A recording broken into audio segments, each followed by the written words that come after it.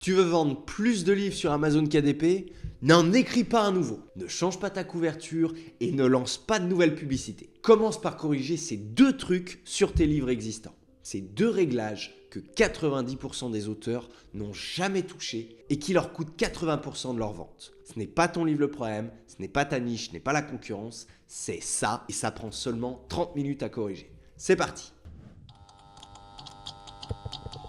Ok, laisse-moi te poser une question. Depuis que tu as publié ton dernier livre sur Amazon KDP, est-ce que tu as déjà retouché sa description? Est-ce que tu as déjà optimisé ses mots-clés back-end? Si la réponse c'est non, tu n'es pas seul, très loin de là. Sur 10 auteurs qui arrivent dans le cercle, ma communauté d'auteurs, 9 d'entre eux n'ont jamais touché ces deux éléments après publication. 9 sur 10. Des auteurs sérieux, des auteurs qui travaillent, des auteurs qui investissent en pub, qui ont de bonnes couvertures et qui se demandent pourquoi est-ce que leur vente stagne. Et la réponse, elle a toujours été là, sur leur fiche produit Amazon, sous leurs yeux depuis le premier jour. Pourquoi est-ce que personne ne touche à ces deux réglages? Eh bien, parce qu'on ne t'en parle pas. Quand tu publies sur KDP, tout le monde te parle de couverture, de titres, de niche, de publicité Amazon, etc. Et moi le premier. Mais personne ne te dit ce qui se passe après, de ce qui se passe sur ta fiche une fois le livre publié, de ces deux leviers invisibles qui font la différence entre un livre qui vend et un livre qui dort. Et c'est exactement pour ça que 90% des auteurs passent à côté. Pas parce qu'ils sont mauvais, pas parce qu'ils ne travaillent pas, mais parce que personne ne leur a jamais montré. Parce que voilà la réalité. Tu peux avoir la meilleure couverture du monde, tu peux être dans la meilleure niche du monde, tu peux même avoir écrit le meilleur livre du monde. Si ta fiche produit Amazon ne convertit pas, les gens repartent. Et si Amazon ne sait pas à qui montrer ton livre, personne ne te trouve. C'est aussi simple que ça et c'est aussi frustrant que ça. Mais la bonne nouvelle, c'est que ces deux réglages, tu peux les corriger dès maintenant, en moins de 30 minutes, sans dépenser un euro, sans réécrire ton livre et sans changer ta couverture. Juste 30 minutes sur ta fiche produit et dans 2 à 4 semaines, tu peux déjà voir la différence. Voilà les deux réglages. Règle numéro 1, la page de vente. Et je vais commencer par une question qui va peut-être faire mal. Est-ce que ta description vend ton livre ou est-ce qu'elle le résume? Parce que c'est pas la même chose, pas du tout. La plupart des auteurs KDP écrivent un résumé. Ils expliquent ce qu'est leur livre, ce qu'il contient et de quoi il parle. Mais ils n'écrivent jamais une page de vente. Ils n'écrivent jamais quelque chose qui convainc, quelque chose qui persuade ou qui donne envie d'acheter dès maintenant. Et c'est exactement pour ça que les acheteurs potentiels visitent leur fiche produit et repartent sans achat. Je vais te montrer ça concrètement. Viens, on bascule sur mon écran. Ok, on bascule donc sur mon écran et on va aller voir un petit peu en détail cet exemple de mauvaise page de vente. Alors, outre le fait qu'elle soit très très courte, pas très bien mise en forme et mal présentée, au-delà de ça, c'est une description qui explique le sujet. D'accord? C'est plutôt un résumé, quelque chose qui développe un petit peu le contenu du livre, mais sans accroche, sans rien. En fin de compte, voilà, c'est pas une page de vente, c'est un mini résumé, un mini texte à ce propos. Et pour le coup, le lecteur qui va lire ça, il n'a aucune raison urgente d'acheter ce livre. Imaginons qu'un lecteur soit intéressé par ce livre-là. Là, il n'y a aucune urgence d'achat, il n'y a aucune conversion à l'achat et rien ne donne, entre guillemets, envie d'acheter. Cette description, elle parle du livre, elle est courte, elle parle du livre et pas du lecteur. Et je pense que c'est pour ça qu'elle ne convertit pas. Si on regarde à l'inverse, et d'ailleurs, on peut aller voir au vu du classement, voilà, on voit que ça ne convertit pas. Si on regarde à l'inverse, où on a ce livre-là, qui est plutôt un bon exemple, alors j'aurais pas fait les choses telles quelles et j'aurais possiblement très très légèrement raccourci cette page de vente, mais en un sens, celle-ci, elle parle du lecteur en fin de compte. Elle présente le livre, elle le présente correctement. Je vais vous expliquer un petit peu pourquoi cette description-là fonctionne un petit peu plus. Je vais vous présenter la structure d'une description qui vend. Donc, juste avant de rentrer dans l'avant-après, il faut connaître la structure. Parce qu'une bonne description, c'est vraiment une mécanique. C'est 5 étapes, toujours les mêmes, quasiment, et dans le même ordre. L'étape 1, youpla. L'étape 1, c'est l'accroche. Là, toute première phrase, c'est vraiment la plus importante de toute la page de vente. Et pour le coup, tu as juste 3 secondes pour interpeller un lecteur potentiel. 3 secondes, pas une de plus. D'accord? L'accroche, son rôle, c'est pas de résumer le livre. C'est vraiment d'arrêter le lecteur, de le stopper en fin de compte dans son scroll sur Amazon. De lui dire, enfin, du moins de lui faire dire: «Attends, là, je suis concerné, ce qu'il est en train de dire, ça a été écrit pour moi». Ou d'offusquer, d'accord? Enfin, pour le coup, sur une accroche, on peut poser une question qui fait mal, on peut faire une promesse irrésistible, on peut nommer une situation que le lecteur vit en ce moment. Mais on ne résume jamais sur une accroche, c'est vraiment la partie la plus importante de toute la page de vente. C'est le truc sur lequel il faut le plus se concentrer. Parce que si cette accroche ne fonctionne pas, le reste de votre page de vente, la solution, la promesse, la description, l'appel à l'action, rien ne fonctionnera. D'accord? OK. Deuxième étape, c'est le problème. Ici, dans notre page de vente, notre but, c'est de nommer la douleur précise de notre lecteur. Alors, pas la douleur générale, évidemment, mais vraiment sa douleur à lui, sa douleur spécifique, sa douleur reconnaissable. Et si tu nommes exactement ce qu'il ressent, si il se dit, bah, oh, bon sang, ça a été écrit pour moi, bah, il va continuer à lire. D'accord? Pour le coup, plus tu es précis sur la douleur, plus le lecteur va se reconnaître dedans. Et plus le lecteur se reconnaît dedans, plus il va te faire confiance pour la suite. À la suite de ça, on a bien évidemment la solution. Maintenant, le but, c'est de présenter notre livre, présenter notre produit, comme la réponse. Ok? Ici, le but, c'est pas d'avoir de la modestie, c'est pas de dire ce petit guide va vous proposer quelques pistes, c'est vraiment tu as la solution, tu le dis clairement. Point. Du style, ce livre te donne la méthode pour ta ta ta. Le lecteur, il a une douleur, tu as un remède, alors sois direct, montre-lui la solution directement. Ensuite, l'étape 4, c'est la promesse. Là, on veut lui donner un résultat précis et mesurable. Pas un truc comme vous allez mieux manger, mais vraiment un truc très spécifique comme, je ne sais pas, vous allez perdre 5 kilos en 6 semaines sans avoir besoin de compter les calories. En fait, plus c'est précis, plus ça va convertir. Parce que pour le coup, le cerveau du lecteur, il peut visualiser le résultat. Il peut visualiser l'achèvement final. Il peut compter les semaines, il peut imaginer l'après, etc. Une promesse vague, ça ne fait rêver personne. Une promesse précise, ça déclenche l'achat. Et notre but, c'est évidemment de déclencher l'achat. Et enfin, en dernier, notre 5e étape, c'est le CTA, l'appel à l'action. Je ne mentirais pas si je dis que plus de 90% des descriptions sur Amazon n'en ont pas. Il n'y a aucune invitation à acheter. Le lecteur, il a lu, il est peut-être convaincu et personne ne lui dit quoi faire ensuite. Donc il va scroller, il va aller regarder un autre livre et il ne va jamais revenir possiblement. On met toujours un appel à l'action à la fin. Toujours. Même si ça te paraît évident, surtout même si ça te paraît évident. Mais voilà la structure. 5 étapes, toujours dans cet ordre. OK? Bon, maintenant, je vais te montrer l'avant-après de cette description-là. Youp là, on va revenir dessus. Je vais te montrer l'avant-après de cette description-là et tu vas voir comment ces 5 étapes transforment une description qui dort en une description qui vend.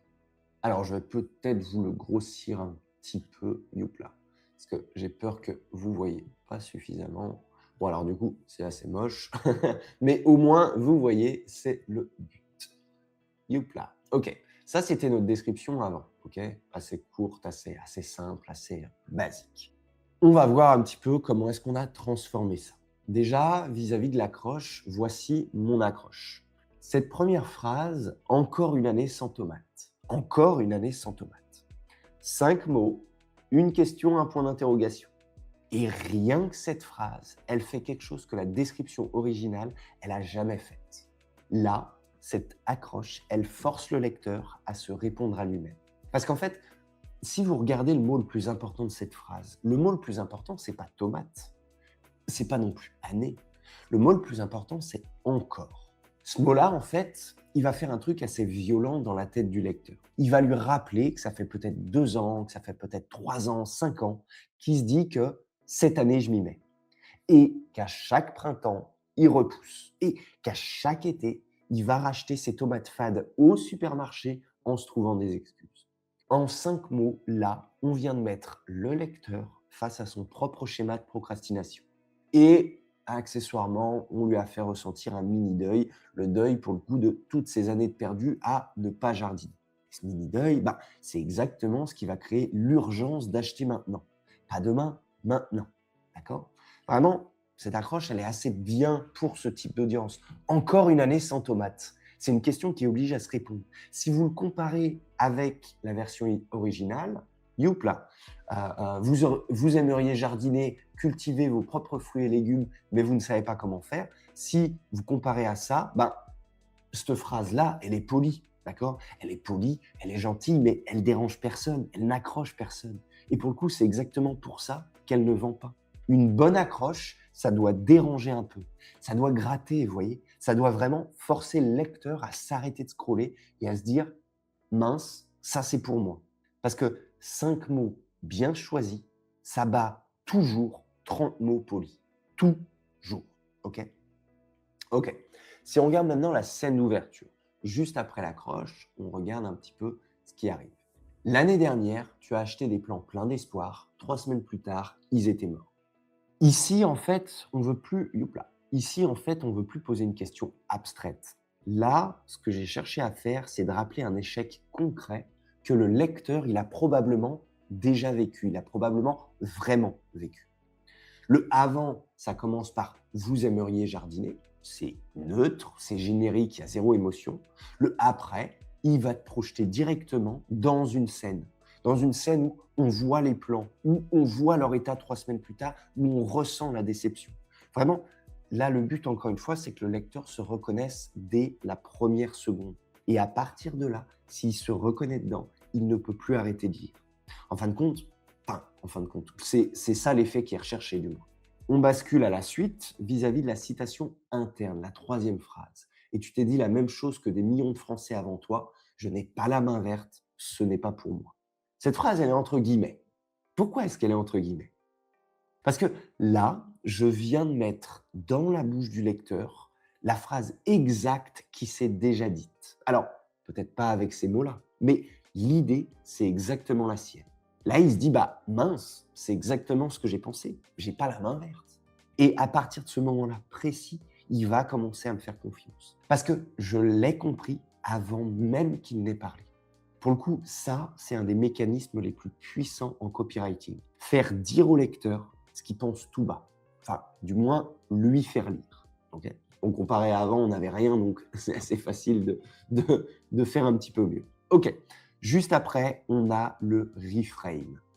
Hop, sauf que c'est faux, la main verte n'existe pas. Alors, c'est lié au paragraphe, mais je vais me concentrer spécifiquement sur ça. Là, encore une fois, pour ce type d'audience-là, tant que le lecteur croit qu'il faut un don pour jardiner, il n'achètera aucun livre de jardinage. Parce qu'aucun livre ne peut lui donner ce don. Donc, avant même de vendre le livre, je redéfinis le problème. En fait, ce n'est pas un problème de talent, c'est un problème de méthode. Et un problème de méthode, ça se résout avec un livre. Enfin, avec ce livre du moins. En une phrase, j'ai transformé un livre inutile pour moi en exactement ce qu'il me faut si je veux apprendre à jardiner. Parce que je sais que la main verte n'existe pas. C'est tout. Et après, en fin de compte, on a le petit déroulé, etc. Okay, je ne vais pas le commenter. On va passer sur juste après, qui est l'objectif préemptif, l'objectif prioritaire. Si on regarde la phrase, ce n'est pas un manuel d'agronomie de 400 pages. Pourquoi est-ce que je commence par ce que le livre n'est pas? Parce que pour le coup, mon lecteur potentiel, il a déjà une image en tête. Parce qu'il a déjà peut-être ouvert un bouquin de jardinage qui était trop technique, qui était plein de noms latins, plein de trucs compliqués, plein de schémas hyper difficiles, et qu'il a refermé au bout de 10 ou 15 pages. Ou alors, il a tapé comment faire un potager sur Google et il s'est noyé dans tous les résultats disponibles. Et pour le coup, quand il voit livre de jardinage, son cerveau, il ne s'attend plus du tout à la même chose. Donc, la première chose à faire, ça va être de désamorcer cette peur avant même de présenter le livre, de présenter le contenu. En disant ce n'est pas un manuel d'agronomie de 400 pages, je nomme exactement ce qui craint. Et juste après, je présente ce que c'est vraiment. Une méthode claire, illustrée, faite pour quelqu'un qui n'a jamais touché une bêche de sa vie et qui veut quand même cueillir ses propres tomates cet été. Juste là, en fait, le contraste, il fait tout. Avant, après, en 2 phrases. Avant, après, c'est tout. Le lecteur passe pour le coup de la méfiance à « OK, c'est exactement pour moi ». Encore une fois, si c'est votre audience cible. Bon, après, on passe justement aux bénéfices contre les caractéristiques. Ok, si on compare les 2 versions sur la fonctionnalité du livre, on a tout ça et on a ça. Le avant, il dit des conseils pour savoir comment semer, planter, connaître les phases lunaires, nanana, nanana. Le après, il dit à l'intérieur, tu vas découvrir les 7 erreurs de débutants qui tuent 90% des potagers dès la première année et comment les éviter. Le calendrier lunaire simplifié pour savoir exactement quoi semer chaque mois sans jamais te tromper, etc., etc. C'est le même contenu, c'est exactement le même contenu dans le livre, mais le avant décrit le livre, youpla, et le après décrit ce que le livre fait pour le lecteur. C'est ça la différence. C'est là en fait tout le jeu du copywriting. Le lecteur n'achète pas un livre, il achète une transformation. Enfin, du moins en non-fiction, je parle, d'accord? Il s'en fout de savoir qu'il y a des conseils sur la Lune. Ce qu'il veut savoir, c'est qu'est-ce que ça va m'apporter à moi dans ma vie. C'est ça. Donc, donnez-lui la réponse directement. Après, on bascule un peu sur des petits chiffres. J'adore utiliser des chiffres parce que ça rend le tout, enfin, plus c'est chiffré, plus c'est crédible en fait. C'est mathématique. Vous voyez, 3 mètres carrés, 8 semaines, dans 4 mois, etc., etc. Parce que cultiver facilement, entre guillemets, c'est quelque chose de très vague, d'accord? C'est mou, ça déclenche rien du tout dans le cerveau du lecteur. Récolter tes premières salades dans 8 semaines, bah, pour le coup, c'est précis, c'est mesurable et le lecteur, il peut immédiatement compter les semaines à partir d'aujourd'hui. Parce que l'humain, il achète des images précises, il n'achète pas des concepts flous. Et si on regarde bien le détail vis-à-vis d'un balcon de 3 mètres carrés, que tu as un grand terrain à la campagne, un petit jardin en banlieue ou simplement un balcon de 3 mètres carrés en ville, si on regarde ça, enfin, si on regarde le avant, il nous disait à la campagne, voilà, il nous disait à la campagne ou en ville, vous pouvez cultiver votre potager facilement. Ok, c'est correct, c'est inclusif, mais pour le coup, c'est abstrait. Le après, il dit un balcon de 3 mètres carrés en ville. Là, le lecteur urbain, le jardinier urbain, il pensait qu'un potager, en fin de compte, c'était plus ou moins réservé à ceux qui ont un terrain. Et pour le coup, là, il va se reconnaître instantanément dedans. Il va se dire, bah, en fait, bah, j'ai un petit balcon, je ne pensais pas pouvoir jardiner, mais en fait, si je peux. C'est ça le truc, c'est ça le but, ok, de se reconnaître instantanément dedans. Plus on est précis, plus on touche large. Je sais, ça paraît contre-intuitif, mais c'est exactement comme ça que ça marche. Ensuite, on a la projection sensorielle finale. Si vous regardez la fin, on a croquer dans 4 mois, croquer dans une tomate qui a vraiment le goût d'une tomate. Pour le coup, bah là, je termine sur un bénéfice qui est rationnel. Pour le coup, je termine sur une expérience sensorielle qui est précise. En fait, là, le but, c'est que le lecteur pourrait presque sentir la tomate dans sa bouche, vous voyez. Il se souvient peut-être même du goût des tomates de son enfance. C'est pour ça qu'il y a le petit raccord avec les grands-parents connaissaient, ce plaisir simple que tes grands-parents connaissaient. Manger ce qu'on a fait pousser de ses mains. Et c'est là, à ce moment précis, qu'il achète, pas avant. Parce que j'ai rajouté une couche émotionnelle avec vraiment ce plaisir que tes grands-parents connaissaient. Pour cette niche, en fait, c'est un levier qui est ultra puissant parce que c'est le retour à l'authentique, c'est le retour au vrai, à une époque où on faisait les choses soi-même. Au coup, je ne vends pas un livre de jardinage, je vends une identité retrouvée. C'est ça le truc. Et le CTA, qui est juste derrière, l'appel à l'action, commande ton exemplaire dès maintenant et plante ta première graine ce dimanche. Le avant, ici, on n'avait aucun appel à l'action, d'accord? C'est vide. Aucune invitation à acheter. Le lecteur, il a lu, peut-être convaincu par ce petit truc, j'en doute, mais allez, on va dire qu'il est peut-être convaincu, et personne ne lui dit quoi faire. Le après, il va faire 2 choses en une seule phrase. Un, il lui dit clairement quoi faire. Commande ton exemplaire dès maintenant. Donc, il n'y a pas de doute, là, il n'y a pas d'hésitation. Et 2, pour le coup, c'est là que ça devient un peu redoutable, il précise même le jour où l'action concrète va commencer. Plante ta première graine dès ce dimanche. Ce dimanche, il va transformer une intention vague, je l'achèterai un jour, en un plan concret. je l'achète ce soir et dimanche, je commence. Vous voyez? Parce que là, le lecteur, il peut se projeter. Il peut déjà imaginer son dimanche matin avec le livre ouvert et ses graines à la main. Et à partir du moment où il s'est projeté, bah, il a déjà acheté le livre dans sa tête. Le clic d'après devient juste une formalité. C'est ce qui fait la différence entre une fiche qui ne convertit pas et une fiche qui convertit bien. Un seul détail qui est bien placé. Le contenu du livre est exactement le même. Les 43 fiches du départ, Youpla, elles sont toujours là. Les phases lunaires aussi, le compost aussi. Aucun mot du livre n'a changé.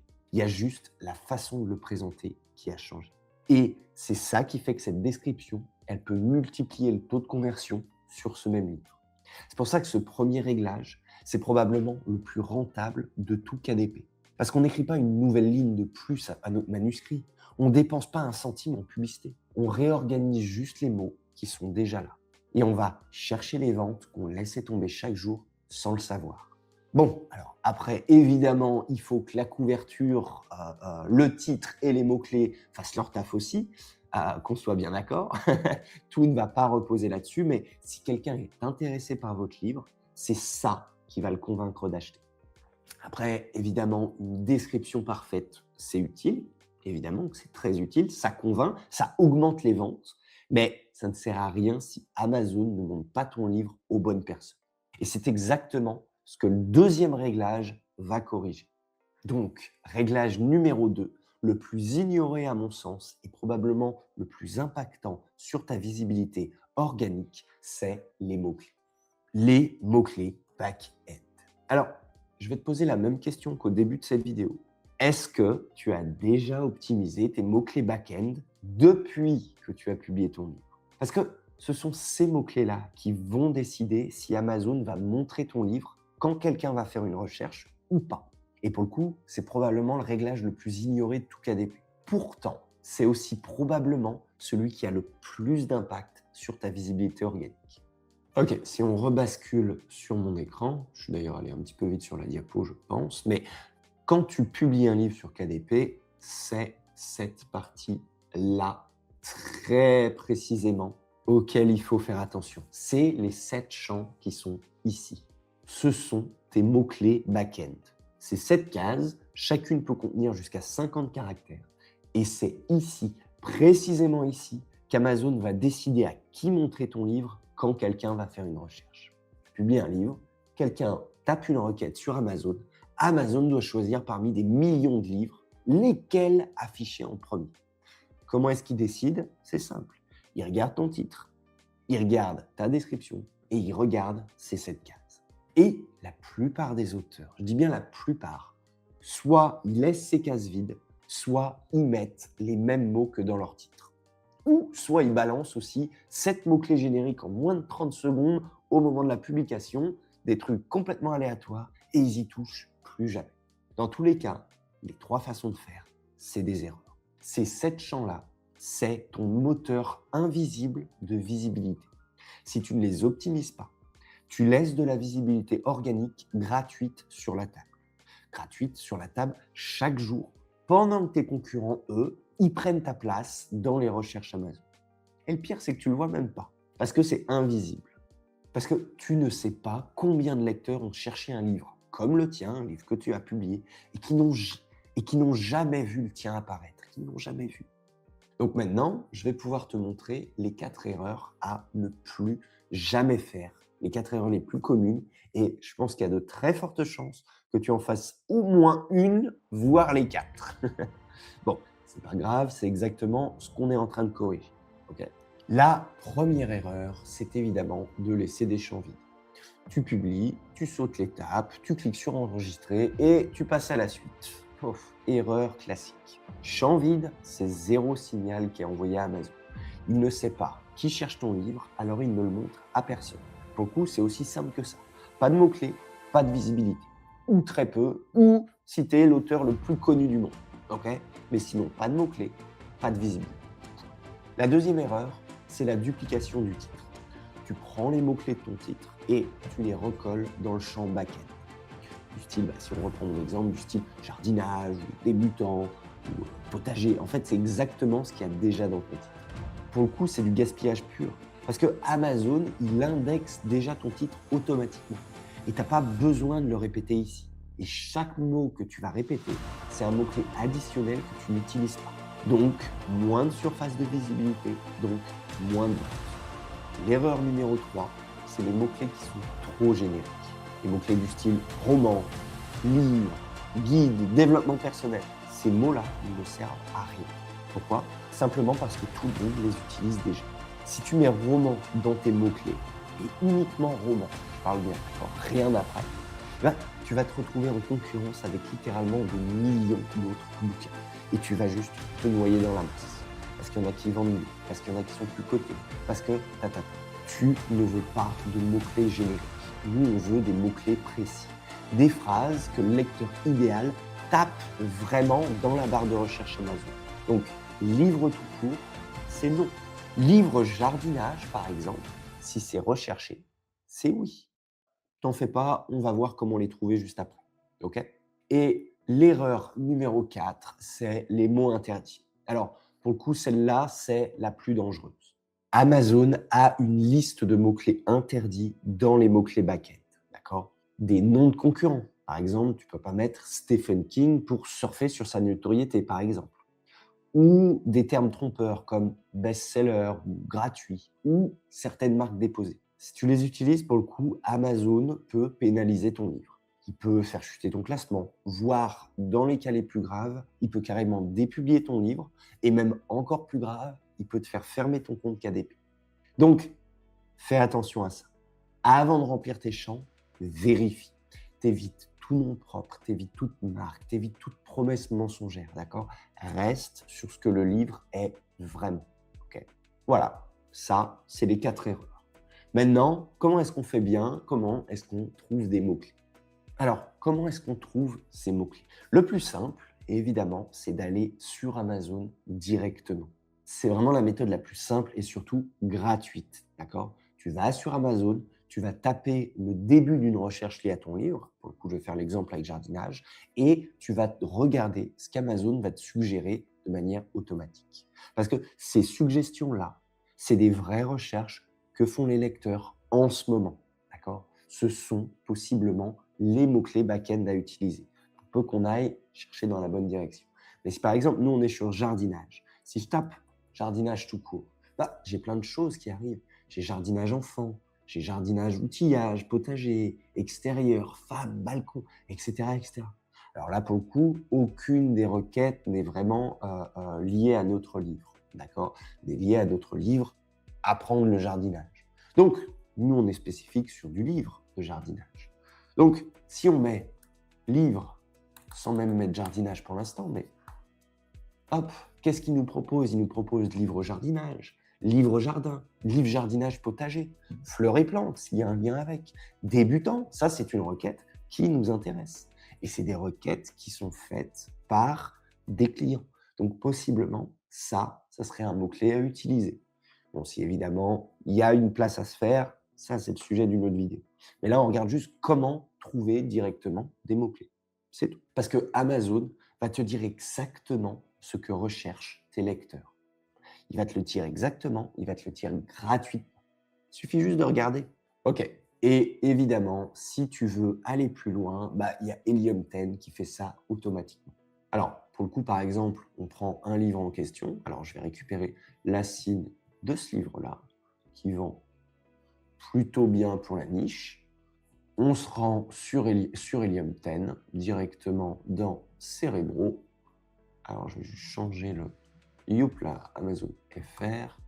Je copie-colle l'acide. Alors, ça vaut le coup d'en avoir plusieurs, hein, évidemment. Mais avec Helium 10, c'est assez facile. Je descends, je trie par search volume et je fais la comparaison entre le IQ score et le search volume qui m'intéresse. On voit que, par exemple, qu'est-ce qu'on pourrait avoir? Permaculture, ça pourrait être un mot-clé qui est assez intéressant, avec 400 de volume de recherche. Ou on a le livre jardinage, qui est un mot-clé recherché. Alors, peut-être un peu plus difficile de se positionner dessus, étant donné que le IQ score est très faible, mais il y a de la recherche quand même. Il y a un petit peu moins de recherche en ce moment, mais il y a de la recherche quand même, etc., etc., etc. Alors, le but de cette vidéo, ce n'était pas non plus faire un tuto Helium 10, j'en ai déjà fait un Mais c'était de vous montrer directement en fait qu'on peut aller chercher depuis Helium 10 et depuis Amazon. D'accord? Dans tous les cas, si vous voulez découvrir Helium 10, je vous mets un petit lien dans la description, OK, pour aller voir un petit peu, justement Helium 10, un lien affilié évidemment. Ou sinon, ben, vous pouvez aussi directement, rejoindre le cercle pour avoir accès au Helium 10 Diamant, d'accord? Qui est quand même à 359 $ mensuels, qui est justement inclus dans les outils du cercle, qui est à votre disposition. Ça évite de vous le payer. Ça vous permet d'économiser 359 $ mensuels juste en rejoignant le cercle et sans compter tous les autres outils disponibles. Pareil, le lien du cercle est dans la description. Dans les deux cas, allez voir, allez découvrir Helium 10 ou allez découvrir directement Helium 10 sur le cercle avec 30 jours gratuits pour tester la plateforme. Mais voilà, bon, maintenant on sait comment chercher nos mots-clés, on sait ce qu'il ne faut pas faire. Youp là, on va rebasculer sur ma petite diapo. On va maintenant voir comment trouver les bons mots-clés. D'accord? Comment est-ce qu'on remplit ces 7 cases? Parce que là encore, la grande majorité des auteurs font des erreurs de débutants. D'accord? Des erreurs de débutants qui annulent tout le travail qu'ils viennent de faire. Donc, 4 règles, youp là, 4 règles faciles à retenir et applicables dès ce soir. La règle numéro 1, c'est pas de virgule.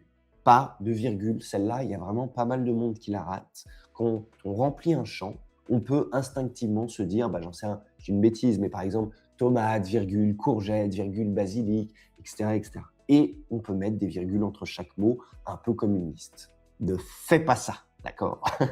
Amazon va lire chaque champ comme une phrase entière, ok? Pas comme une liste de mots séparés. Donc, au lieu d'écrire, j'en sais rien, par exemple, plant tomate, virgule, jardin débutant, etc., avec des virgules, tu écris la phrase complète, ok? La phrase entière, sans virgule, sans séparateur, ok? La deuxième règle, c'est des phrases longues et précises. Pour le coup, plus ta phrase est précise, plus tu cibles un lecteur précis. Je vais te donner un autre exemple sur une autre niche que ce soit clair, d'accord? Mais imagine un livre sur la perte de poids, par exemple. Perdre du poids, c'est générique. C'est générique, c'est trop court et tu vas te battre contre des millions d'autres livres et d'autres produits. Pour le coup, tu vas apparaître presque nulle part. Maintenant, si tu compares ça avec un truc du genre comment perdre du ventre après 40 ans sans sport, là, tu vas cibler quelqu'un de précis. Tu vas cibler une femme, plus de 40 ans, qui veut pas te faire de sport, qui a un problème spécifique de ventre, etc., etc., etc. Et ce quelqu'un, il cherche exactement ce que tu proposes. La concurrence sur cette phrase précise-là, elle est 100 fois plus faible, mais le taux de conversion, il va être 10 fois plus élevé parce que le lecteur va se reconnaître immédiatement dans la requête. Donc, phrase longue, phrase précise, pas de mots-clés courts et génériques. Une seule phrase, un mot-clé et un maximum d'indexation. Compris? Ok. La règle numéro 3, c'est de varier les angles. Tu as 7 champs de mots-clés back-end. Donc vraiment, utilise-les pour couvrir des angles différents et pas pour avoir 7 variations du même mot-clé. Ok?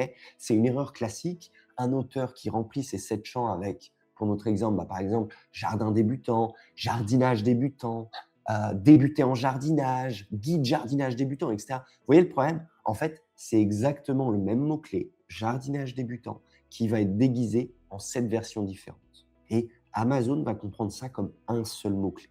Pour le coup, on vient de gaspiller 6 champs sur 7. La bonne approche, c'est de penser aux différentes facettes de ton lecteur idéal. D'accord?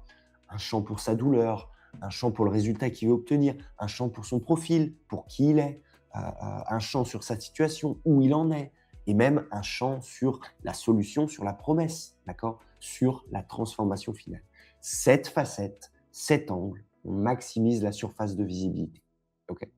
Et enfin, la règle numéro 4, c'est aucune répétition.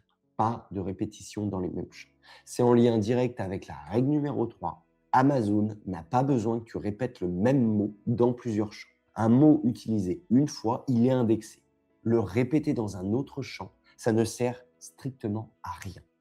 Donc, si par exemple tu as déjà mis potager dans un champ, ne le remets pas dans un autre. Alors, sauf si c'est une expression complètement différente, évidemment, ok? Mais ne le répète pas.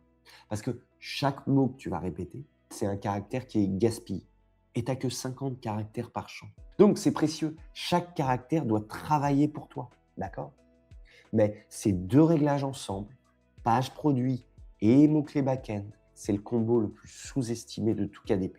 Parce que l'un, il va amener les bonnes personnes sur ta fiche produit et l'autre, il va les convaincre d'acheter. C'est tout. Il n'y a pas de secret.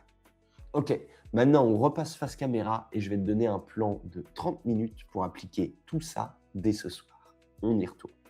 Bon, t'as vu les deux réglages, t'as vu pourquoi est-ce que ça change absolument tout. Maintenant, concrètement, qu'est-ce que tu fais ce soir? Je vais te donner un plan simple, précis, en 30 minutes chrono, sur un seul livre pour commencer. Primo, tu audites. Donc, tu ouvres ta fiche produit Amazon de ton livre et tu te poses ces 4 questions. Est-ce que ma première phrase accroche? Est-ce qu'elle accroche? Est-ce que je nomme la douleur précise de mon lecteur? Est-ce que je promets un résultat précis et mesurable? Et est-ce que j'ai un CTA, donc j'ai un appel à l'action, à la fin? Si la réponse à une de ces questions, c'est non, eh bien, tu as trouvé ton problème. Et tu sais exactement quoi corriger dès maintenant. Même exercice pour les mots-clés back-end. Tu ouvres ton tableau de bord KDP, tu regardes tes 7 champs. Sont-ils vides? Sont-ils identiques à ton titre? Sont-ils remplis de mots-clés génériques? Est-ce qu'ils apportent vraiment quelque chose? Si oui, tu sais ce qu'il te reste à faire. 10 minutes, c'est tout ce qu'il te faut pour diagnostiquer. Ensuite, tu corriges la description. Tu prends la structure qu'on vient de voir, accroche, problème, solution, promesse, CTA, appel à l'action, et tu réécris. Alors, pas tout d'un coup, évidemment. Commence déjà juste par l'accroche, par la première phrase, celle qui doit arrêter ton lecteur. Parce que si la première phrase ne capte pas, le reste ne sera jamais lu. Une accroche qui fonctionne, elle fait une de ces 3 choses. Elle pose une question qui fait mal, ou elle fait une promesse irrésistible, ou elle nomme une situation que ton lecteur vit en ce moment. Et après, tu continues, tu déroules avec le problème et la promesse. Mais déjà, rien que l'accroche corrigée, ça peut déjà faire une énorme différence. Et enfin, tu optimises tes mots-clés back-end. Tu ouvres ta barre recherche Amazon, tu tapes le début d'une phrase qui est liée à ton livre et tu notes les suggestions automatiques. Parce que ce sont de vraies recherches de tes lecteurs. Tu prends les plus pertinentes vis-à-vis de ton livre et tu remplis tes 7 cases. Un angle par champ, la douleur, le résultat, le profil du lecteur, la situation, la solution, la promesse, la transformation. Bref, tout ça. Pas de virgule, pas de répétition. Des phrases longues et précises sur des termes de recherche précis. Et tu sauvegardes, voilà tout. Et même si tu as des données publicitaires, c'est encore mieux. Parce que tu peux les utiliser ici. Si par exemple, tu as un mot-clé qui fonctionne bien, qui convertit bien. Avec ces simples changements, ça devrait déjà aller beaucoup mieux. Évidemment, tu vas pas voir tes ventes exploser dès demain matin, qu'on soit bien d'accord. L'algorithme d'Amazon, il est un petit peu lent, il prend du temps à recalibrer, il prend du temps à tester, à redistribuer la visibilité. Mais réalistement, tu peux commencer à voir des changements dans les 2 semaines qui suivent. Donc pas du jour au lendemain, mais progressivement. Et surtout, durablement. Parce que c'est une optimisation de fond. C'est une optimisation qui travaille pour toi. Chaque jour, longtemps après que tu l'aies faite. Et c'est exactement pour ça que ces 2 réglages valent largement 30 minutes de ton temps dès ce soir. Voilà, on a fait le tour. 2 réglages, 30 minutes, 0 € de dépensés. La description qui vend, pas qui résume. Les mots-clés back-end optimisés, pas vides ou pas bâclés. Et c'est tout. C'est ça le truc que 90% des auteurs sur KDP n'ont jamais fait après publication. Pas parce qu'ils sont mauvais ou pas parce qu'ils ne travaillent pas, mais parce que personne ne leur avait jamais montré. Mais maintenant, toi, tu le sais. Alors, est-ce que tes livres ont une description qui vend vraiment? Ou est-ce qu'ils ont un résumé qui informe? Est-ce que tes mots-clés back-end travaillent pour toi en ce moment? Ou est-ce qu'ils sont vides, génériques ou identiques à ton titre? Chaque jour, sans faire ces 2 réglages, c'est des ventes potentielles qui partent ailleurs. Pas parce que ton concurrent écrit mieux que toi, pas parce qu'il a plus de budget pub, juste parce qu'il a fait ce que tu n'as pas encore fait. Ce soir, 30 minutes, un seul livre pour commencer. Et dans 2 à 4 semaines, tu reviendras peut-être en commentaire de cette vidéo me dire ce que tu as observé. J'adorerais lire ça. Bon, c'est terminé pour aujourd'hui. C'est la fin de cette vidéo. Tu as les 2 réglages, tu as la structure, tu as le plan de 30 minutes. Il te reste une chose à faire. La seule chose qui compte vraiment, agir. N'hésite pas à me dire en commentaire si tu avais déjà optimisé ta description et tes mots-clés back-end. Et puis, si tu as des questions sur l'un des 2 réglages, lâche-toi. Je lis absolument tout, sans exception. Maintenant, le moment que vous attendiez tous, le traditionnel tirage au sort. Chaque semaine, vous devez le savoir maintenant, je fais gagner 1 heure de coaching privé avec moi. Et le grand gagnant de cette semaine est, petit roulement de tambour, c'est parti, le voilà. Félicitations à toi, vraiment. Tu peux me contacter directement à l'adresse mail qui s'affiche juste ici et on se réservera une date pour travailler ensemble. Pour les autres, pas de panique. À chaque nouvelle vidéo, une nouvelle heure de coaching est remise en jeu. Ça repart de zéro. Et tout le monde a sa chance. Pour participer, c'est vraiment ultra simple. 1. Tu t'abonnes à la chaîne si ce n'est pas encore fait. 2. Tu mets un like à cette vidéo. Et 3. Tu me laisses un commentaire. N'importe lequel. Une réaction, une question, absolument tout compte. Et ton nom entre automatiquement dans le prochain tirage au sort. Allez, on se retrouve très vite. Et d'ici là, tu sais ce que tu as à faire. 30 minutes ce soir. Salut!